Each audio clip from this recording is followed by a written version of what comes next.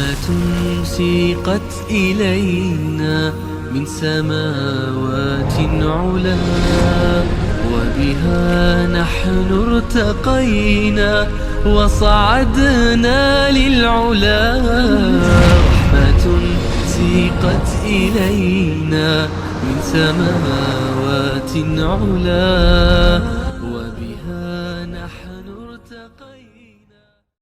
آج ہمارے درس کا موضوع ہے قصہ موسیٰ و خضر علیہم السلام، دروس و عبر۔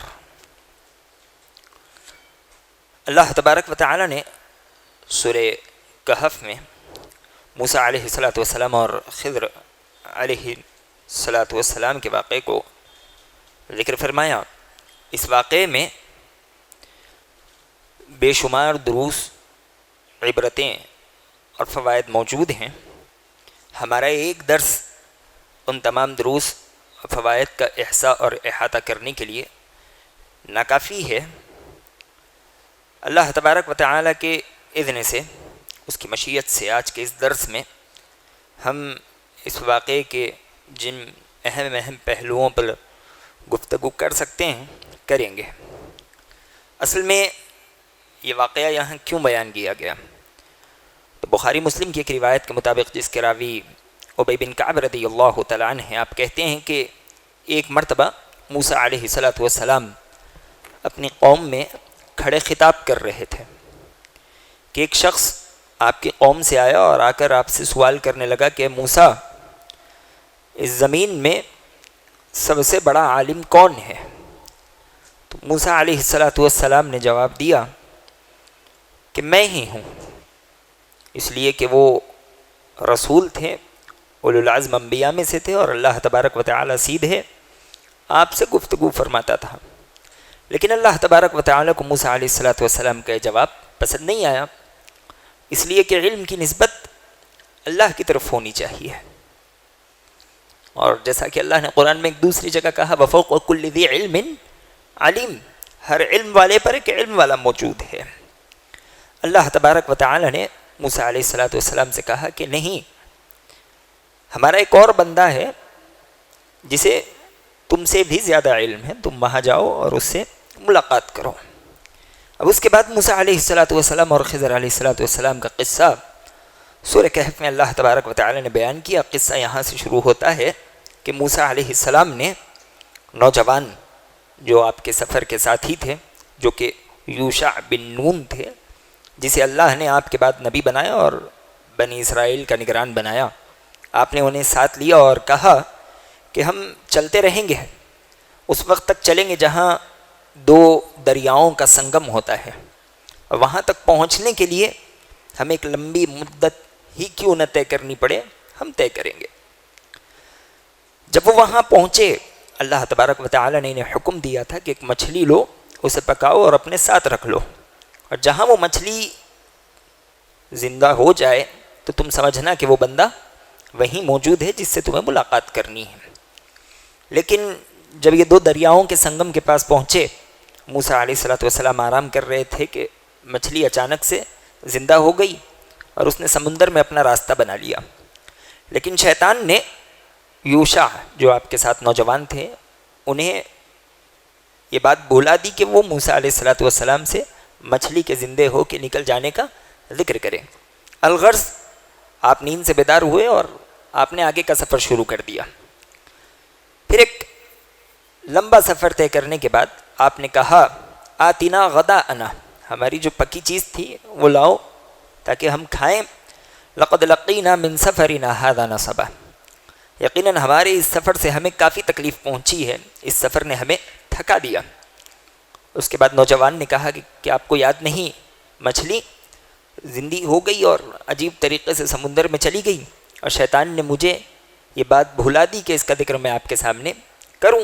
موسیٰ علیہ السلام نے کہا کہ در حقیقت ہم جس کی تلاش میں تھے وہ وہیں تھا جہاں مچھلی گم ہو گئی، جہاں مچھلی زندہ ہو کر سمندر میں چلے گئی۔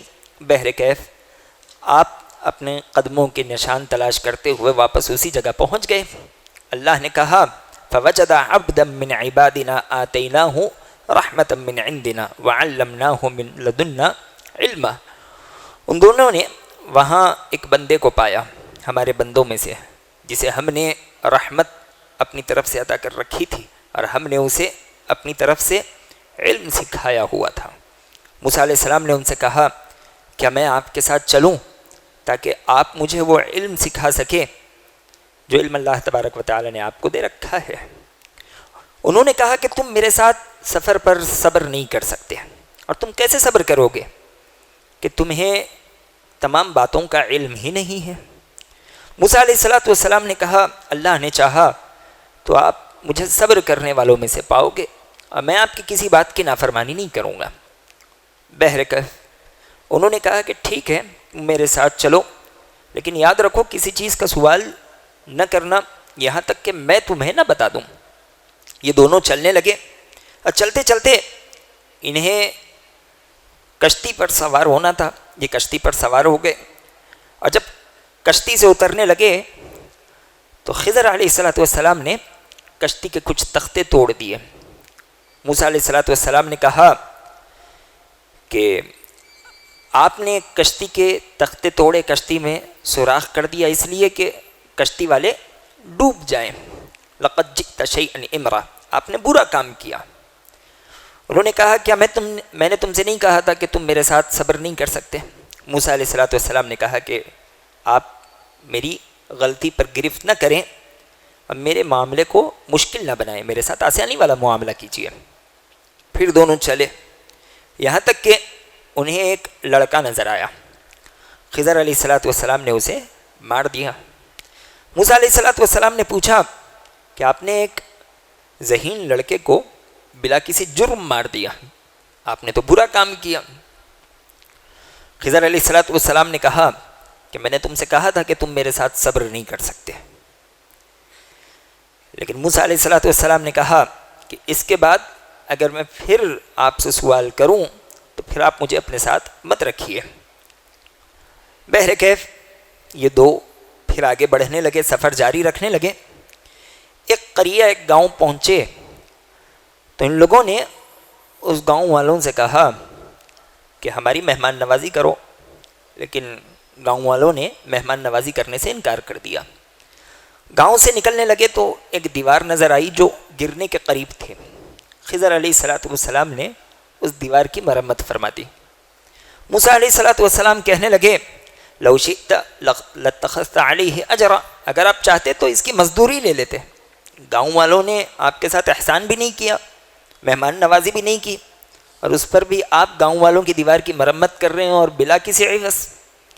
خضر علیہ السلام نے کہا ھذا فراق بینی و بینک, اب ہمارے اور تمہارے درمیان میں فاصلہ ہے, فراق ہے, تم ہمارے ساتھ نہیں چل سکتے. سأنبئک بتأویل ما لم تستطع علیہ صبرا, میں ان چیزوں کی وضاحت کروں گا, تعویل بتاؤں گا جس پر تم صبر نہیں کر پائے, جس پر تم نے مجھ سے بار بار سوال کیا.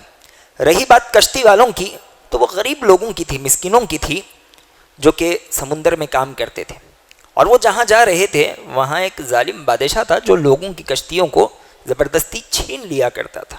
میں نے اس میں کچھ نقص پیدا کیا اس لیے کہ بادشاہ جب کشتی دیکھے تو سمجھے کہ خراب کشتی ہے, ٹوٹی پھوٹی کشتی ہے, میں اسے لے کر کیا کروں, لہذا ان کو بچانے کی میری نیت تھی.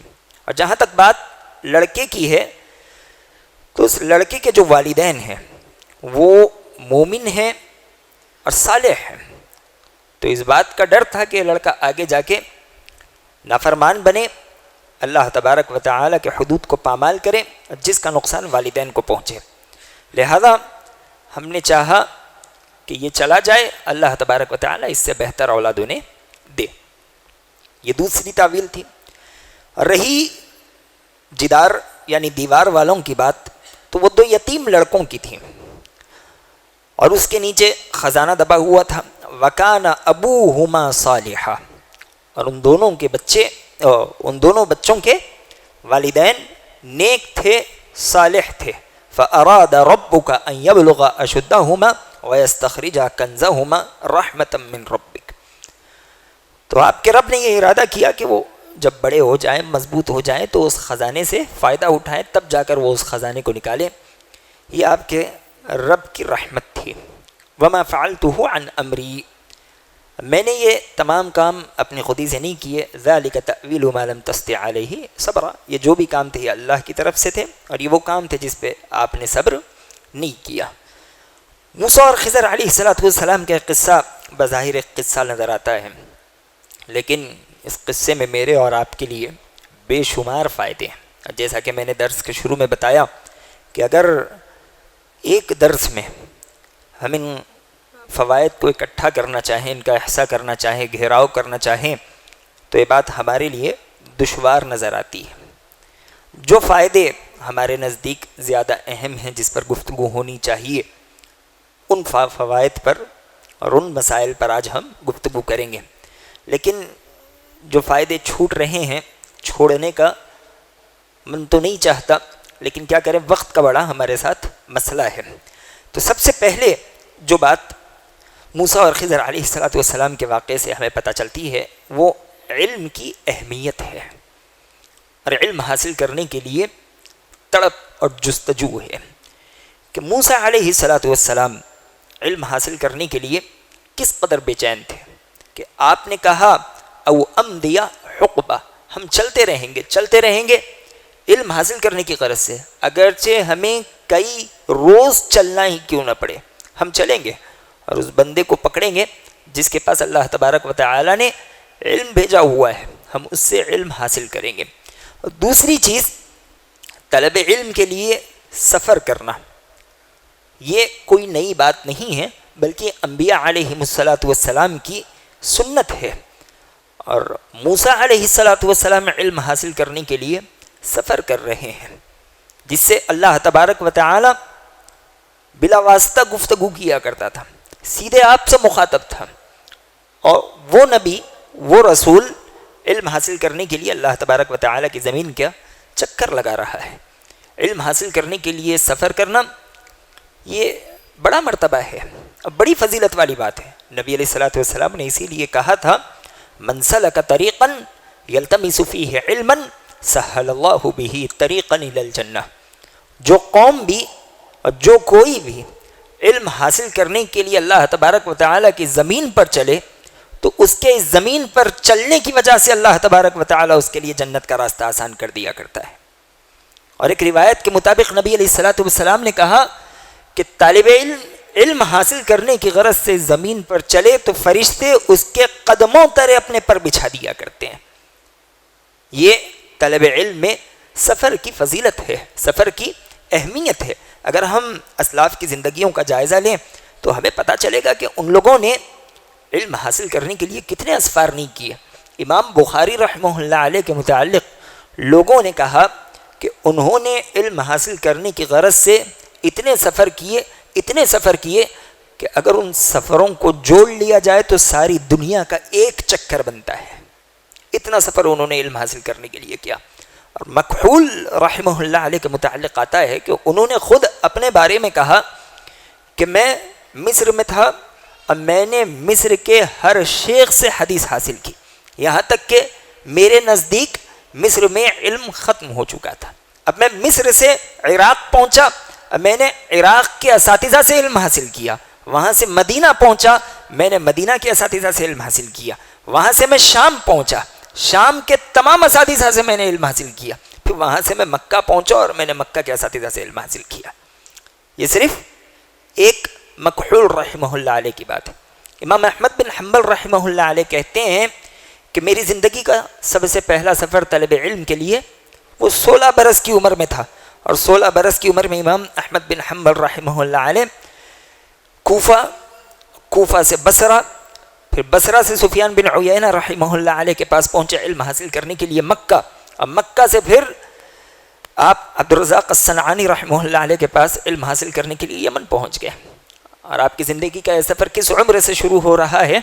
16 برس کی عمر سے۔ اتنی تکلیفیں آپ نے جھیلی، تبھی جا کر اللہ تبارک و تعالی نے آپ کو محدثین کا امام بنایا، آپ حجہ بنے، اور آپ کے متعلق آتا ہے کہ آپ 7 لاکھ حدیثوں کے حافظ تھے. علم ایسے ہی نہیں حاصل ہوتا. اس سلسلے میں ایک قول، بلکہ کئی ایسے محدثین گزرے ہیں جنہوں نے ایک حدیث کے لیے ایک ملک سے دوسرے ملک کا سفر کیا. اور شعبہ بن حجاج رحمہ اللہ علیہ کے متعلق آتا ہے کہ انہوں نے ایک حدیث کے لیے 5 ملکوں کا سفر کیا. 5 ملکوں کا سفر کرنے کے بعد انہیں پتا چلا کہ جس حدیث کی تلاش میں تھا وہ حدیث ضعیف ہے. تو محدثین کی محنتیں تھیں. بقیع بن مخلد رحمہ اللہ اندلس سے بغداد پہنچے، اس لیے پہنچے کہ امام احمد بن حنبل رحمہ اللہ علیہ سے علم حاصل کر سکے. جب بغداد پہنچے تو انہیں بتایا گیا کہ امام احمد بن حنبل گھر میں قید کر دیے گئے ہیں، نظر بند ہیں، ان سے کوئی ملاقات نہیں کر سکتا. بڑی کوشش کی، بہرکیف امام احمد بن حنبل رحمہ اللہ علیہ کے دروازے پر پہنچ گئے، دستک دی. جب آپ باہر نکلے تو کہنے لگے کہ میں آپ سے علم حاصل کرنا چاہتا ہوں، اندلس سے سفر کر کے آیا ہوا ہوں. امام احمد بن حنبل رحمہ اللہ علیہ نے بتایا کہ مجھ پر پابندی ہے، میں لوگوں کے درمیان میں درس نہیں دے سکتا، حدیث بیان نہیں کر سکتا. کہنے لگے کہ میرے پاس اس سلسلے میں ایک رائے ہے. رائے یہ ہے کہ میں ہر روز بھکاری کی شکل اختیار کراؤں گا، آپ کے دروازے پر آواز دوں گا، آپ مجھے کچھ دینے کی نیت سے نکلنا اور اسی وقت مجھے ایک حدیث سنا دینا.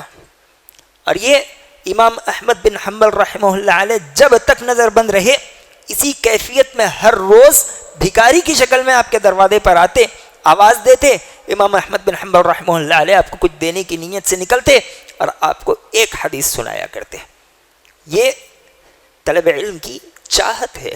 اور ہمیں موسیٰ علیہ السلام کے قصے سے بھی یہی بات پتہ چلتی ہے کہ موسیٰ علیہ السلام کے پاس علم حاصل کرنے کے لیے کس قدر تڑپ نہیں تھی، اور اس تڑپ کو پوری کرنے کے لیے آپ نے کیا کیا؟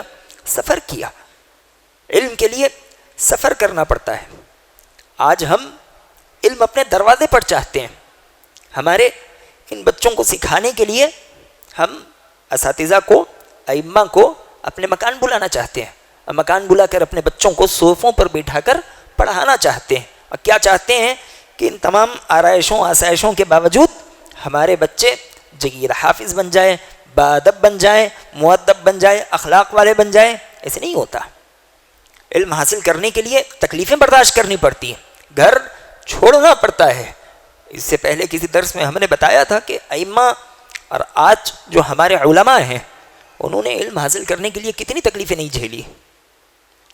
وہ سال ہا سال اپنے ہاتھ سے اپنا لباس دھوتے ہیں، کئی تکلیفیں برداشت کرتے ہیں، جو کھانے ملتا ہے کھاتے ہیں، سوکھا روکھا، لیکن اس کے باوجود وہ اللہ تبارک و تعالیٰ کی راہ میں علم حاصل کرتے ہیں. تب جا کے اللہ تبارک و تعالیٰ انہیں ایک مقام عطا کرتا ہے. تب جا کے وہ قوم کے درمیان آتے ہیں تو ایک نمونہ بن کر آتے ہیں. اور ہم اپنے بچوں کو ایسے ہی گھر بٹھا کر حافظ عالم بنانا سوچیں تو یہ بات صحیح نہیں ہوگی، ہمیں کچھ نہیں ملے گا. ہمارے ہاتھ جیسے کہ تیسے خالی کے خالی رہ جائیں گے. دوسری چیز جو موسیٰ علیہ السلام کے واقعے سے ہمیں ملتی ہے وہ یہ کہ آپ کے ساتھی نوجوان نے جب موسیٰ علیہ السلام نے ان سے سوال کیا کہ مچھلی کہاں ہے، غذا کہاں ہے، تو انہوں نے کہا تھا کہ مچھلی چلی گئی، میں بتانا چاہتا تھا لیکن شیطان نے مجھے بھلا دیا. وما انسانیہ الا الشیطان ان اذکرہ، شیطان نے مجھے بھلایا. جب کبھی کوئی غلطی ہو تو ہم غلطی کی نسبت شیطان کی طرف کریں، اور اگر سامنے والے سے بھی کوئی غلطی ہو تو ہم سیدھے اس پر ملامت نہ کریں، اس کی شخصیت کو مجروح کرنے کی کوشش نہ کریں، بلکہ ہم اس کے سامنے یہ ظاہر کریں کہ آپ کی شخصیت ایسی نہیں ہے، آپ سے جو کچھ غلطی ہوئی ہے وہ شیطان کے بہکاوے کی وجہ سے ہے. اس سے آدمی کی شخصیت برقرار رہے گی اور خیر کی طرف آگے بڑھنے کی امید زیادہ رہے گی. دوسری چیز موسیٰ علیہ السلام نے کہا تھا لقد لقینا من سفرنا هذا نصبا، اس سفر کی وجہ سے ہمیں کافی تکلیف پہنچی ہے. تو اس سے یہ بات بھی پتہ چلتی ہے کہ آدمی اگر اپنے اوپر ہونے والی تکلیف کا ذکر ایسے ہی کر دے تو اس پر کوئی ملامت نہیں کی جائے گی. اس سے یہ نہیں کہا جائے گا کہ تم نے اللہ تبارک و تعالی سے شکایت کی، بلکہ آدمی اپنی تکلیف کا ذکر کر سکتا ہے. نبی علیہ السلام کے آخری ایام میں نبی علیہ السلام نے بھی اپنی تکلیف کا ذکر کیا تھا۔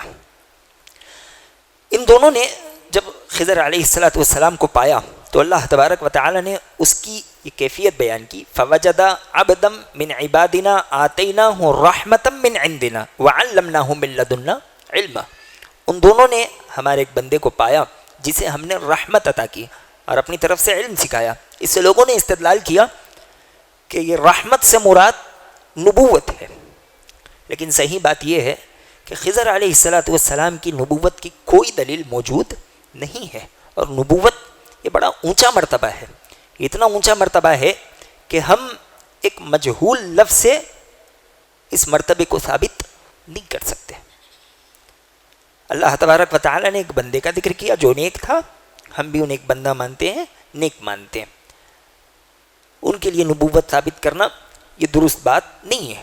اب بعض لوگوں نے حد تو یہ کر دی کہ انہوں نے اس بات کا بھی دعویٰ کر دیا کہ آج تک خضر علیہ السلام باحیات ہیں، اور کئی ایرے غیرے آتے ہیں اور اس بات کا دعویٰ کرتے ہیں کہ فلانے نے خضر علیہ السلام سے ملاقات کی تھی، فلانے نے خضر علیہ السلام سے ملاقات کی تھی۔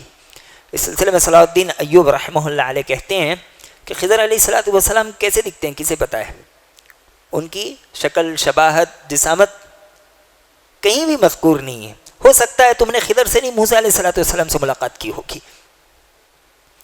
موسیٰ ہو سکتے ہیں، تم نے انہیں شاید خضر سمجھ لیا۔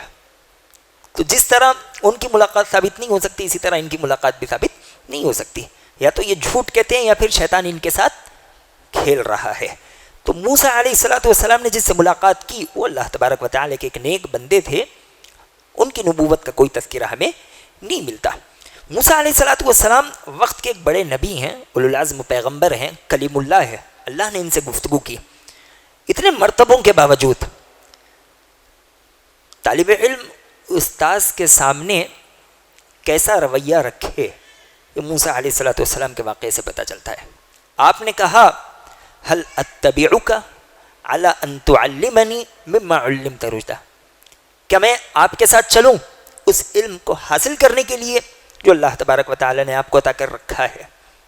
حالانکہ موسیٰ علیہ السلام کا مرتبہ اونچا ہے، اس میں کوئی شک نہیں، آپ رسول ہیں، اولو العزم ہیں، کلیم اللہ ہیں، آپ نے حکم نہیں دیا کہ آپ کو مجھے سکھانا ہے، اللہ نے مجھے آپ کے پاس بھیجا، نہیں ہے، کیا میں آپ کے ساتھ چلوں، میں علم حاصل کرنا چاہتا ہوں۔ تو طالب علم چاہے وہ کتنا ہی اونچا کیوں نہ رہے، لیکن استاذ کے سامنے ہمیشہ طالب علم بن کر رہے۔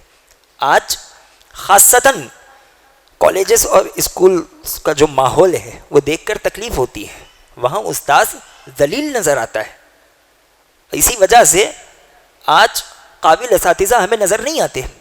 کوئی طلبہ کو پڑھانے کے لیے آگے بڑھنا نہیں چاہتا، اس لیے نہیں چاہتا کہ اسے پتہ ہے کہ وہاں جاؤں گا تو ذلت ملے گی، طالب علم ذلت نہیں کرے گا تو اس کے گھر والے ذلیل کریں گے۔ ہمیں بڑا تعجب ہوتا ہے کہ ہم نے ہمارے اداروں میں اور مدارس میں ایسا ماحول کبھی نہیں دیکھا۔ فضیلت سال آخر کے طلبہ ہوتے ہیں، بڑی بڑی داڑھی ہوتی ہے، بعض طلبہ کی شادی ہو چکی ہوتی ہے، دو دو تین تین بچے ہوتے ہیں، لیکن کبھی وہ اساتذہ سے بدتمیزی نہیں کرتے، استاذ کے آنکھ کے اشارے پر اٹھ کھڑے ہو جاتے ہیں۔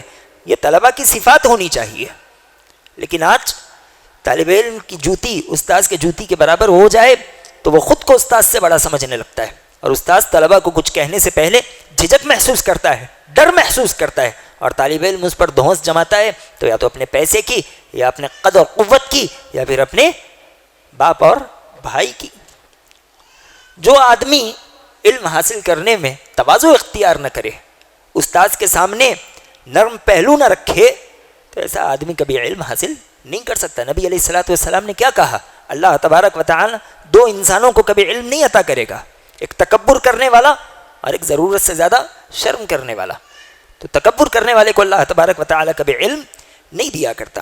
اور دوسری چیز جو یہاں پتہ چلی کہ وہی علم مفید ہے، فائدہ مند ہے جو علم انسان کو ہدایت کی طرف لے کر آئے، اور جو علم انسان کو ہدایت کی طرف نہ لائے وہ علم انسان کے حق میں مفید اور بہتر بھی نہیں ہے۔ خضر علیہ السلام نے موسیٰ علیہ السلام سے کہا تھا اِنَّكَ لَن تَسْتَطِيعَ مَعِيَ صَبْرًا، تم میرے ساتھ صبر نہیں کر سکتے۔ تو کیا بات پتہ چلی کہ علم کے لیے صبر چاہیے، مصابرہ چاہیے۔ علم بغیر صبر کے حاصل نہیں ہوتا. عربی میں کہا جاتا ہے من تعلم تعلم والذی لا يصبر لا يتعلم.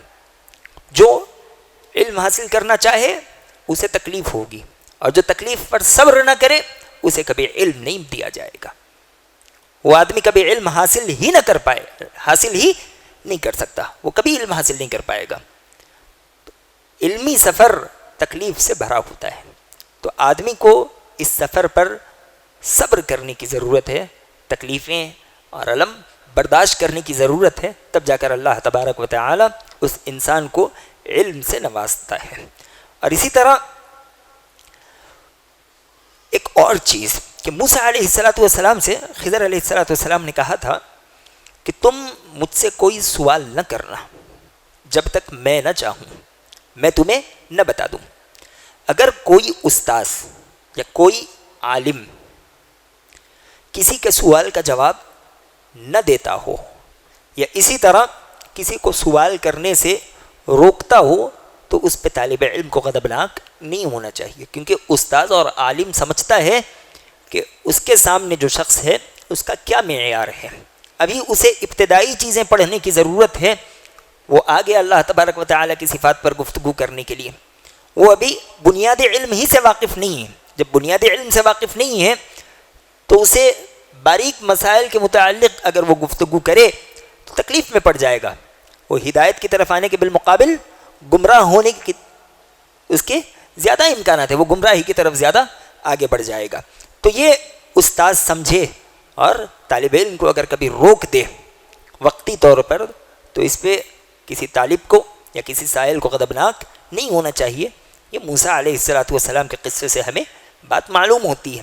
کئی دفعہ کئی مصلی ہم سے ملاقات کرتے ہیں، اب بعض ائمہ پر یا خود ہم ہی پر وہ غصہ ہوتے رہتے ہیں. اب پوچھتے ہیں کہ ہم نے آپ سے سوال کیا، آپ کا کام تھا بتا دینا چاہیے، آپ کیوں نہیں بتاتے؟ ہم اس لیے نہیں بتاتے کہ تمہارا وہ معیار ہی نہیں ہے. جو باتیں بتانی ہیں وہ باتیں بتا دی جاتی ہیں.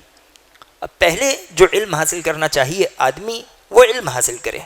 جس علم کے بارے میں اس سے سوال ہی نہیں کیا جائے گا وہ اس علم کے سوالات کرتا رہے اور اس علم کے پیچھے پڑ جائے تو وہ آدمی زیادہ آگے نکل جائے گا، اتنا آگے نکل جائے گا کہ اسے پکڑ کر لانا مشکل ہوگا. ایسے کئی مسائل آج ہم دیکھ رہے ہیں، کتنے لوگوں کے بارے میں ہم نہیں سنتے کہ انہوں نے بنیادی علم حاصل نہیں کیا، وہ آخری سیڑھی پر قدم رکھنا چاہ رہے تھے، اب وہ بیچ میں لٹکے ہوئے ہیں. وہ اتنے بحران ہیں کہ انہیں سمجھ نہیں آتا کہ اب اوپر چڑھا جائے یا نیچے اترا جائے، ان کے پاس راستہ ہی نہیں ہے. تو ہر چیز کی ایک ترتیب ہوتی ہے اور ہر چیز کا ایک طریقہ ہوتا ہے. اساتذہ ائمہ طریقہ جانتے ہیں تو ہمیں ان کی بات ماننی چاہیے.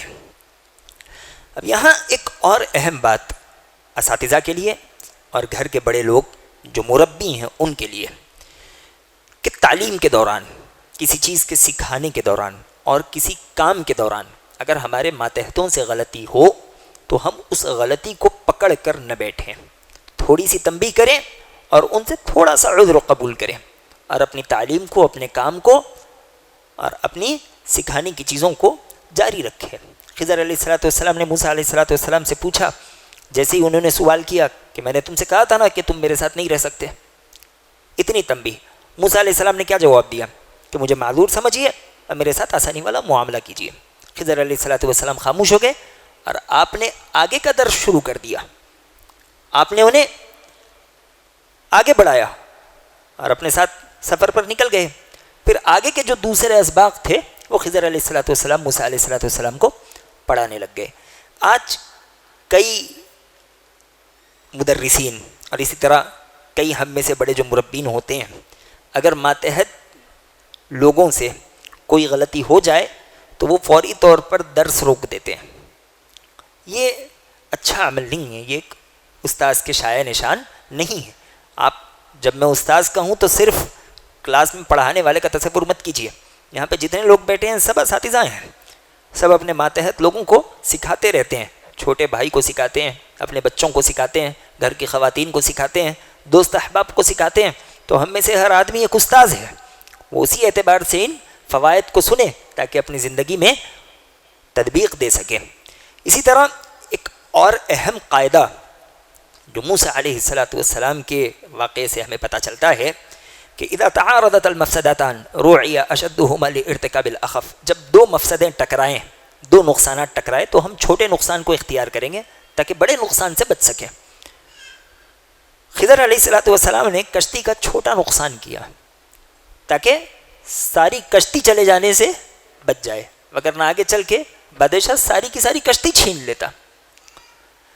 دوسری چیز، کبھی کبھار اللہ تبارک و تعالی ہمیں کسی چھوٹی پریشانی میں اسی لیے مبتلا کرتا ہے کہ ہم بڑی پریشانی سے بچ جائیں۔ کشتی والوں کو چھوٹی سی پریشانی ہوئی کہ کچھ تختے ٹوٹ گئے، کشتی میں سوراخ ہو گیا، لیکن اللہ تبارک و تعالی نے ان کی کشتی محفوظ کر دی۔ اگر یہ سوراخ نہ ہوتا تو عین ممکن تھا کہ بادشاہ ان سے وہ کشتی چھین لے۔ اسی لیے اللہ نے کیا کہا، وَعَسَىٰ أَن تَكْرَهُوا شَيْئًا وَهُوَ خَيْرٌ لَكُمْ وَعَسَىٰ أَن تُحِبُّوا شَيْئًا وَهُوَ شَرٌّ لَكُمْ۔ تم کسی چیز کو بہتر سمجھتے ہو، اچھا سمجھتے ہو، لیکن وہ تمہارے حق میں بہتر نہیں ہوتی، اور کسی چیز کو تم ناپسند کرتے ہو لیکن وہ چیز تمہارے حق میں زیادہ بہتر ہوتی ہے۔ اسی طرح موسیٰ علیہ السلام کے واقعے سے بات بھی پتہ چلتی ہے کہ استاذ طالب علم کو فتنوں سے آگاہ کرے، انہیں بتائے کہ کون سا فتنہ اس کا انتظار کر رہا ہے اور کہاں سے اس کو بچ کے نکلنا ہے۔ خضر علیہ السلام نے بچے کا قتل کیا، بچے کا قتل کرنے کے ساتھ آپ نے کیا کہا، فَخَشِينَا أَن يُرْهِقَهُمَا طُغْيَانًا وَكُفْرًا، ہمیں ڈر تھا کہ یہ آگے جا کے کفر کی طرف آگے نکل جائے، کفر ایک فتنہ ہے۔ اور خضر علیہ السلام نے موسیٰ علیہ السلام کو اس سے آگاہی دی۔ اور دوسری چیز جو اس سے ہمیں پتہ چلتی ہے وہ یہ کہ دین کی حفاظت جان کی حفاظت سے زیادہ اہم ہے۔ دین کی حفاظت کی اہمیت جان کی حفاظت کی اہمیت سے زیادہ ہے۔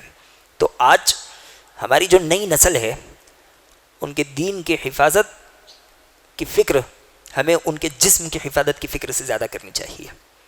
آج ہم اپنے نئی نسل کو جو تعلیم دے رہے ہیں ہم اس کا انکار نہیں کرتے، ہم اس تعلیم سے دین اسلام کی مدد کر سکتے ہیں، لیکن ہماری نیت ہی شروع سے کیا ہے کہ آگے چل کے اچھا کمائے، اچھا کھائے، اچھا گھر بنائے اور سکون سے رہنے لگ جائے۔ یعنی ہمیں صرف مادیت کی فکر ہے، ہماری نئی نسل کی دین کی فکر نہیں ہے۔ خضر علیہ السلام اور موسیٰ علیہ السلام کے واقعے سے تو یہ بات پتہ چلتی ہے کہ ایک انسان کو اس کے جسم سے زیادہ اس کے دین اور ایمان کی فکر کرنی چاہیے۔ اور اسی طرح والدین کی نیکی یہ اولاد کے سکون کا باعث بنتی ہے۔ موسیٰ علیہ السلام اور خضر علیہ السلام کے واقعے سے ہمیں کیا پتہ چلا کہ خضر علیہ السلام نے دیوار بنا دی اور آپ نے اس پر اجرت بھی نہیں لی۔ موسیٰ علیہ السلام نے جب سوال کیا تو کیا بتایا گیا کہ وَكَانَ أَبُوهُمَا صَالِحًا، ان کے والدین نیک تھے۔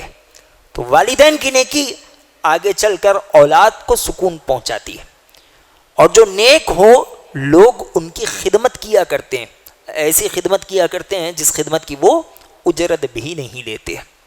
تو آج جو اپنے پیچھے اپنے بچوں کو سکون کی زندگی دینا چاہتے ہیں اور ان کے گزر جانے کے بعد انہیں چین میں دیکھنا چاہتے ہیں، ان کے لیے ضروری ہے کہ وہ اس دنیا میں اللہ تبارک و تعالی سے ڈرتے ہوئے زندگی بسر کریں، نیکی کی راہ پر زندگی بسر کریں۔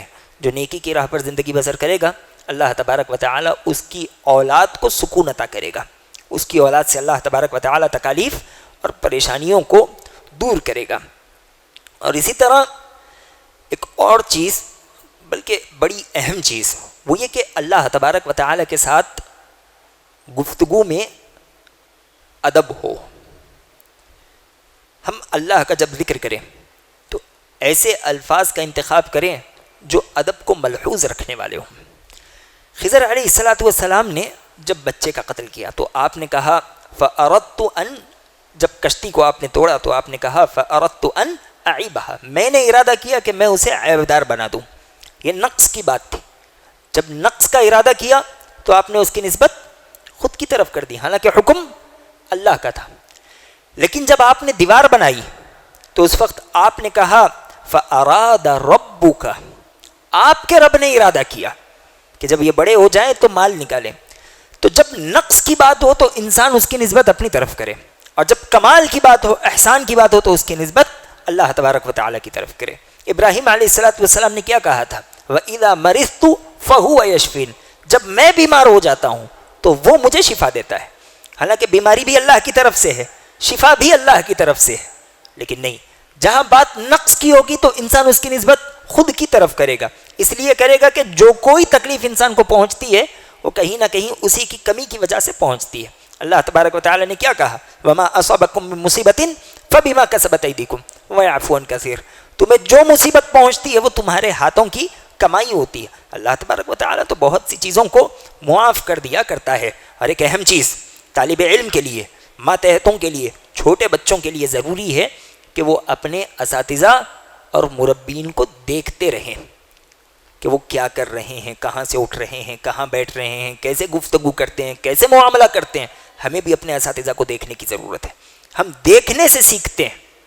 عبداللہ بن عمر رضی اللہ تعالیٰ عنہ نبی علیہ الصلوۃ والسلام کو دیکھا کرتے تھے. عبداللہ بن عباس رضی اللہ تعالیٰ عنہ 7 برس یا 9 برس کے ہیں کہ میمونہ رضی اللہ تعالیٰ عنہ کے گھر میں رات میں قیام کر رہے ہیں. غرض یہی ہے کہ نبی علیہ الصلوۃ والسلام کو دیکھ سکوں کہ رات کی عبادت کیسی ہے. عبداللہ بن عمر رضی اللہ تعالیٰ عنہ حج میں ہے اور ایک جگہ بیٹھ رہے ہیں قضاء حاجت کے لیے, ضرورت نہیں ہے پھر بھی بیٹھ رہے ہیں. لوگوں نے سوال کیا تو بتایا کہ میں نے یہاں پہ نبی علیہ الصلوۃ والسلام کو قضاء حاجت کے لیے بیٹھتے ہوئے دیکھا تھا.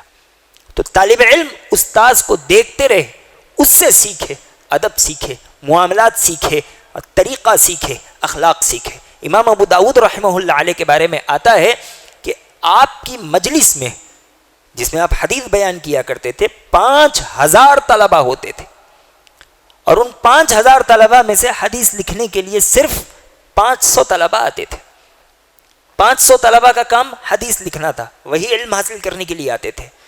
باقی جو 4500 لوگ ہوتے تھے وہ آپ کی مجلس میں اسی لیے آتے تھے کہ وہ آپ سے ادب سیکھیں, آپ سے گفتگو کا طریقہ سیکھیں, اٹھنے بیٹھنے کا انداز سیکھیں. تو آج بھی طلبہ کو اپنے اساتذہ کے ساتھ چمٹے رہنے کی ضرورت ہے. وہ ان کے دن رات دیکھیں, ان کے چلنے پھرنے کا طریقہ دیکھیں. لیکن آج طالب اور اساتذہ کے درمیان میں ہمیں ہر آئے دن دوری ہوتی ہوئی نظر آتی ہے. ہر آئے دن کوئی طالب استاذ کے قریب جانا نہیں چاہتا. حالانکہ دیکھیے موسیٰ علیہ الصلوۃ والسلام گزارش کر رہے ہیں کہ مجھے ساتھ لے کے چلیے, میں آپ کے ساتھ رہنا چاہتا ہوں, ساتھ رہوں گا تو سیکھوں گا. اور آپ اپنے استاذ کی ہر حرکت پر نظر رکھ رہے ہیں. حتیٰ کہ کشتی میں آپ نے چھپکے سے سوراخ کر دیا, وہ بھی موسیٰ علیہ الصلوۃ والسلام نے دیکھ لیا. تو ایک طالب علم کو استاذ سے چمٹا ہوا اور لگا ہوا رہنا چاہیے. اس سے استاذ سے وہ بہت چیزیں سیکھ جاتا ہے. ابوالکلام مدنی حفظہ اللہ بتا رہے تھے کہ وہ کرناٹک گئے اور ان کے کسی طالب علم سے قریب 25 سال بعد ان کی ملاقات ہوئی. وہ جب اسٹیج سے اترے, شیخ اپنی چپل تلاش کرنے لگے, تو اتنے میں ان کے جو طالب علم, وہ کوئی کسی عالم کا نام لے رہے تھے, وہ آئے اور انہوں نے فوری طور پر شیخ کی چپل لا کر سامنے رکھ دی. تو شیخ نے تعجب سے پوچھا کہ تمہیں کیسے پتا کہ یہ میری چپل ہے؟ تو وہ کہنے لگے کہ ہمیں پتہ نہیں کہ آپ کس طرح کی چپل پہنتے ہیں. تو کچھ روز پہلے تک, کچھ برس پہلے تک بھی یہ بات دکھنے میں آتی تھی کہ طلبہ اور اساتذہ ایک دوسرے کے ساتھ رہتے تھے.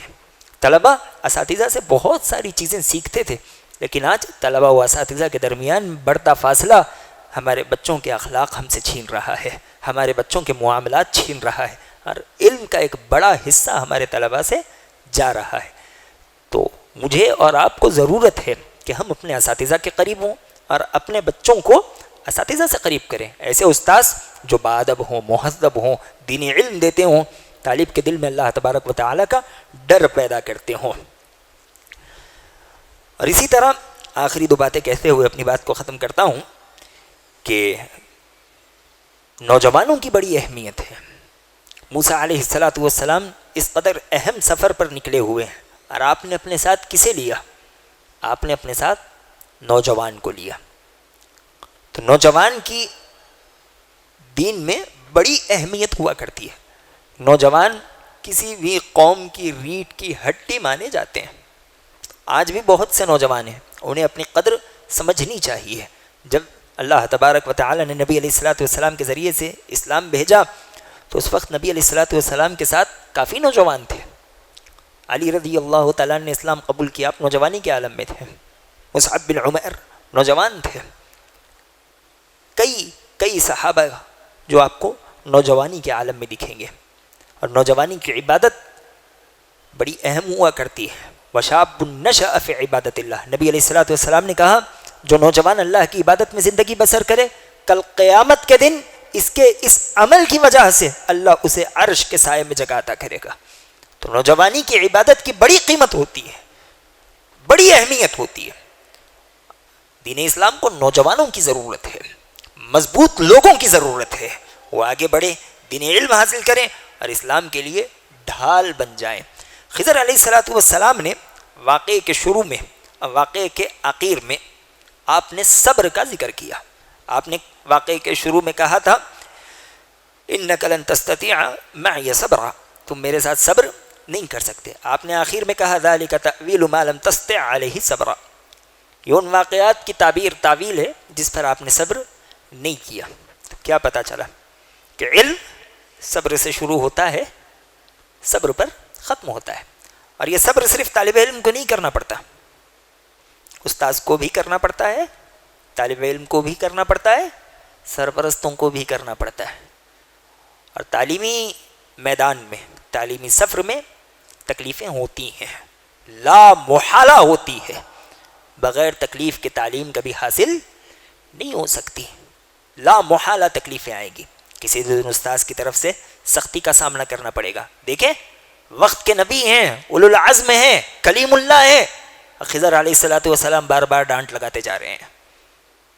استاذ جہاں محسوس کرے وہاں تنبیہ کرے گا, اس پہ طالب علم بھی صبر کرے, اس پہ سرپرست بھی صبر کرے.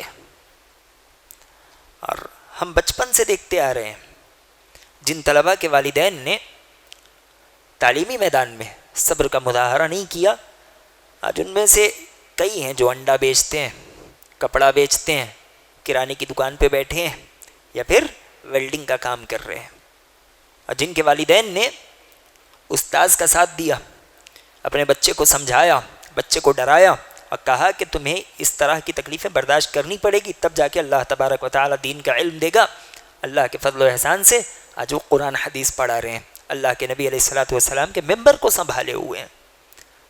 تو تعلیمی میدان صبر کا مطالبہ کرتا ہے. موسیٰ علیہ الصلوۃ والسلام نے صبر کیا, صحابہ نے صبر کیا, محدثین نے صبر کیا. مجھے اور آپ کو بھی صبر کرنا ہے. ہم صبر کریں گے تو کچھ ملے گا, کچھ ملے گا, عمل کر سکیں گے, عمل کر سکیں گے تو آخرت میں اللہ تبارک و تعالی سے جزا کی امید لگا سکیں گے. اللہ تبارک و تعالی سے دعا ہے کہ الہ العالمین واقعے سے جو کچھ دروس کہیں گئے ہیں سمجھتے ہوئے اس پر عمل کرنے والا بنا. آمین. وآخر دعوانا الحمد للہ رب العالمین, والسلام علیکم ورحمۃ اللہ وبرکاتہ. مسجد عباد الرحمن کے پلیٹ فارم سے ہونے والی دعوت و تبلیغ کے مشن کو آگے بڑھانے میں ہمارا بھرپور ساتھ دیں. علم و عمل سے ناطہ جوڑنے کے لیے اہل علم سے جڑیں. مسجد عباد الرحمن کے یوٹیوب چینل کو سبسکرائب کریں اور آگے شیئر کرنا ہرگز نہ بھولیں. فجزاکم اللہ خیرا.